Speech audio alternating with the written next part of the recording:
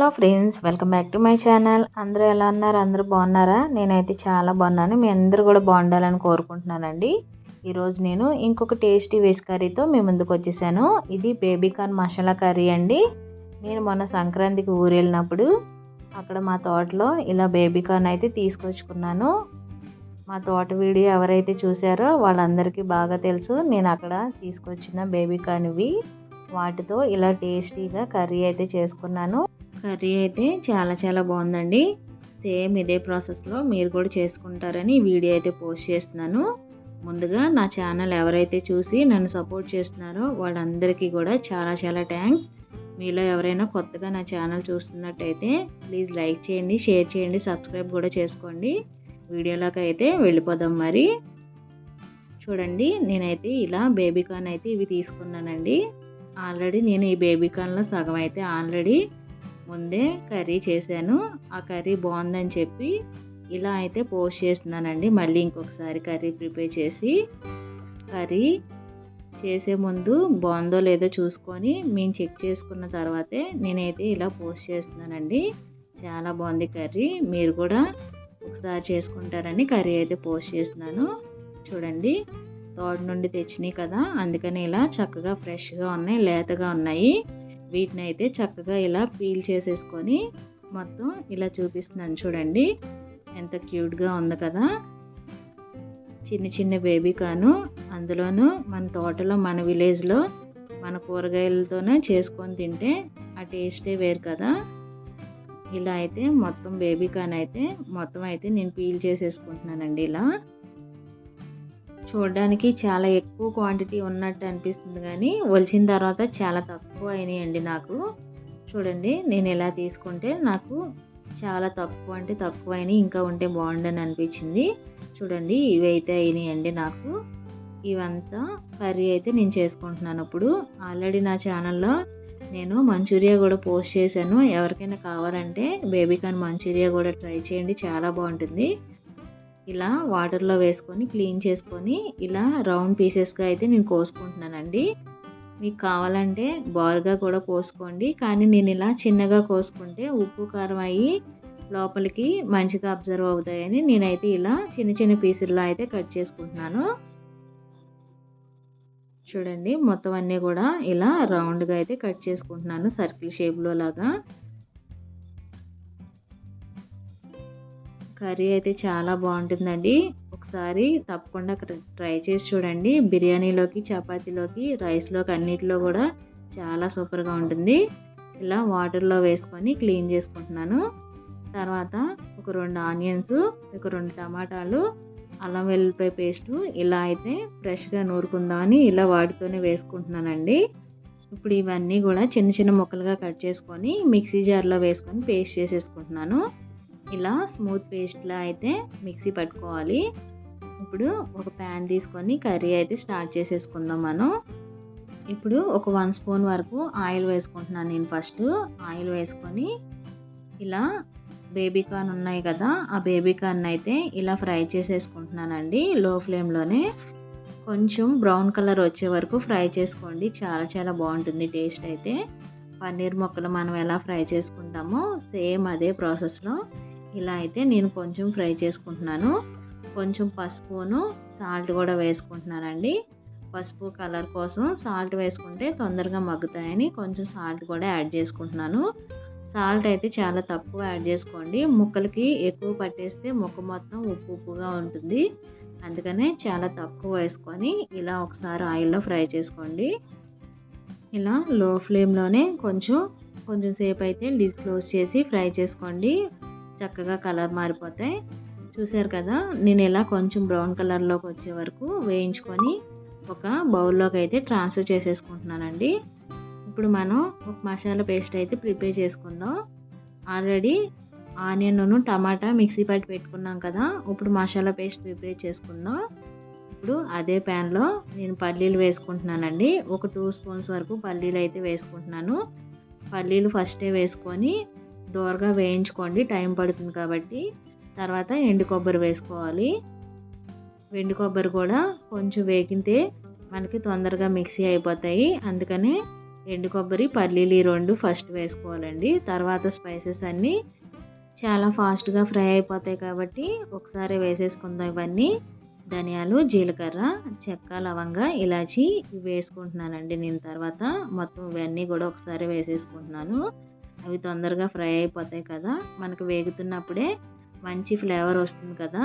అప్పుడు వరకు అయితే ఫ్రై చేసుకోవాలండి మొత్తం ఈ దినుసులన్నీ కూడా. సేమ్ ఇదే ప్రాసెస్‌లో చేసుకోండి. చాలా చాలా టేస్టీగా ఉంటుంది కర్రీ అయితే. తర్వాత లాస్ట్‌లో గసగసాలును, నువ్వులు యాడ్ చేసుకుంటున్నానండి. ఈ 2 కూడా చాలా త్వరగా ఫ్రై అయిపోతాయి. అందుకని లాస్ట్‌లో యాడ్ చేసుకోండి సరిపోతుంది. ఇలా ఒకదాని తర్వాత ఒకటి వేసుకుంటేనే మనకి దినుసులన్నీ కూడా ఈవెన్‌గా ఫ్రై అవుతాయి. తర్వాత నేను కొంచెం చింతపండు కూడా వేసుకొని అది కూడా ఫ్రై చేసేసుకుంటున్నాను. నార్మల్‌గా కొంతమంది చింతపండు నానబెట్టి వేసుకుంటారు. కానీ నేను ఇలా సపరేట్‌గా వేయట్లేదండి. దీంట్లోనే వేసుకొని మిక్సీ పట్టేసుకుంటున్నాను. కొంచెం వాటర్ పోసుకొని చల్లారిన తర్వాత అయితే మిక్సీ పట్టేసుకొని పక్కన పెట్టేసుకుందాం. తర్వాత ఇప్పుడు అదే ప్యాన్‌లో ఆయిల్ అయితే వేసుకుంటున్నానండి. కర్రీకి సరిపడా ఆయిల్ అయితే వేసుకోవాలి ఇప్పుడు. ఒక 2-3 స్పూన్స్ వరకు ఆయిల్ అయితే పడుతుందండి. ఇప్పుడు అదే ప్యాన్‌లో షాజీరా, చెక్క, లవంగ, ఇలాచి, ఒక అనాస పువ్వు కూడా వేసుకొని ఒక బిర్యానీ ఆకు కూడా వేసుకుంటున్నాను. తర్వాత ఉల్లిపాయ ముక్కలు వేసుకుంటున్నానండి. ఆల్రెడీ మనం పేస్ట్‌లో వేసుకున్నాం కదా! ఇవి కూడా అక్కడక్కడ తగులుతూ పంటికి చాలా చాలా బాగుంటుందని ఒక ఆనియన్ అయితే కట్ చేసి వేసుకుంటున్నాను ఇలా. తర్వాత కొంచెం నువ్వులు అయితే వేసుకుంటున్నానండి. నువ్వులు కాల్షియం చాలా ఉంటుంది కదా నువ్వుల్లో, పాలలో కన్నా నువ్వుల్లో కాల్షియం ఎక్కువగా ఉంటుంది. ఇలాంటి మసాలా వేసుకున్నప్పుడు మనకి నువ్వులు కూడా వేసుకుంటే మనకి కాల్షియం బాగా అందుతుందని నేను నువ్వులు కూడా వేసానండి. పేస్ట్‌లోనే కాకుండా ఇలా పోపులో ఇలా అయితే వేసుకున్నాను. కొంచెం సాల్ట్ కూడా వేసుకుంటున్నాను.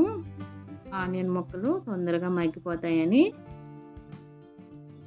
కొంచెం కలర్ మారే వరకు ఫ్రై చేసుకుంటే సరిపోతుందండి. కొంచెం సేపు లిడ్ అయితే క్లోజ్ చేసి ఆనియన్ ముక్కలు మెత్తపడే వరకు ఫ్రై చేసేసుకుందాం. ఆనియన్ ముక్కలు ఫ్రై అయిపోయిన తర్వాత ఒక టమాటా అయితే ముక్కలు కట్ చేసి ఇలా వేసుకున్నానండి. టమాటా ముక్కలు కూడా అక్కడక్కడ కనబడితే కర్రీ చూడడానికి కూడా బాగుంటుంది, టేస్ట్ కూడా బాగుంటుందని ఇలా అయితే యాడ్ చేసుకున్నానండి.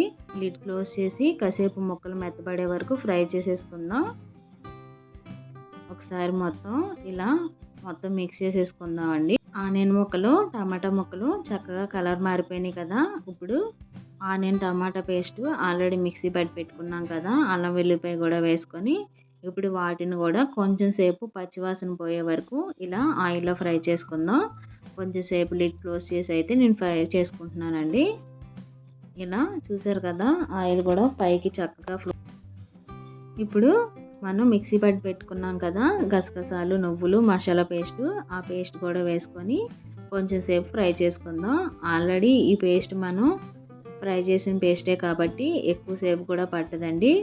మొత్తం అంతా ఇలా మొత్తం మిక్స్ చేసుకొని అడుగు పడుతుందండి. అందుకనే దగ్గరుండే స్లోగా మిక్స్ చేసుకోవాలి, లేదంటే సిమ్లో పెట్టుకోవాలి. తర్వాత కలర్ కోసం కొంచెం పసుపు కూడా యాడ్ చేసుకొని మొత్తం అయితే ఇలా మిక్స్ చేసేసుకుంటున్నాను. చూసారు కదా మొత్తం పేస్ట్ అంతా కూడా చాలా త్వరగా కుక్ అయిపోతుందండి. తర్వాత గ్రేవీ కోసం వాటర్ కూడా వేసుకుంటున్నాను నేను. ఇలా వాటరు ఒక 2 గ్లాసెస్ వరకు వేసుకొని కొంచెం ఇలా కుక్ అయిన తర్వాత బేబీకార్న్ ముక్కలు కూడా వేసేసుకుంటున్నానండి నేను. బేబీకార్న్ ముక్కలు కూడా వేసుకొని మొత్తం కూడా మిక్స్ చేసేసుకుంటున్నాను. ఆ ముక్కలకి కూడా మొత్తం ఫ్లేవర్ అంతా పట్టే వరకు. తర్వాత కొంచెం కరివేపాకు కూడా యాడ్ చేసుకుంటున్నాను. కరివేపాకు తర్వాత కాశ్మీరీ రెడ్ చిల్లీ పౌడర్ వేసుకుంటున్నానండి నేను, కలర్ బాగుంటుందని. ఈ రెడ్ చిల్లీ పౌడర్ కూడా వేసుకొని మొత్తం మిక్స్ చేసేసుకుందాం.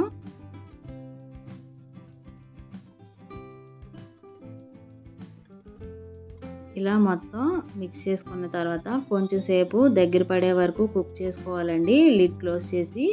మనకి ఇది మొత్తం కుక్ అవ్వడానికి ఒక 10 మినిట్స్ అయినా పడుతుంది. ఒక 10 మినిట్స్ తర్వాత ఇలా పైకి ఆయిల్ అయితే ఇలా ఫ్లోట్ అయిపోయింది చూసారు కదా. కర్రీ అంతా దగ్గర పడిపోయింది, అడుగు పడుతుంది. ఈ స్టేజ్లో మనం దించేసుకోవచ్చండి. ఇంకా ఫైనల్గా కొంచెం కస్తూరి మేతి, అలాగే కొత్తిమీర, పుదీనా, కొంచెం గరం మసాలా పౌడర్ కూడా యాడ్ చేసుకొని ఫైనల్గా అయితే దించేసుకుందామండి. ఫ్లేవర్స్ అన్నీ పట్టిన తర్వాత నేను కొంచెం మిర్చి కూడా యాడ్ చేసుకున్నానండి లాస్ట్లో. ఇలా ఒకసారి మొత్తం మిక్స్ చేసేసుకుంటే ఫ్లేవర్స్ అన్నీ కూడా కర్రీకి బాగా పడతాయి.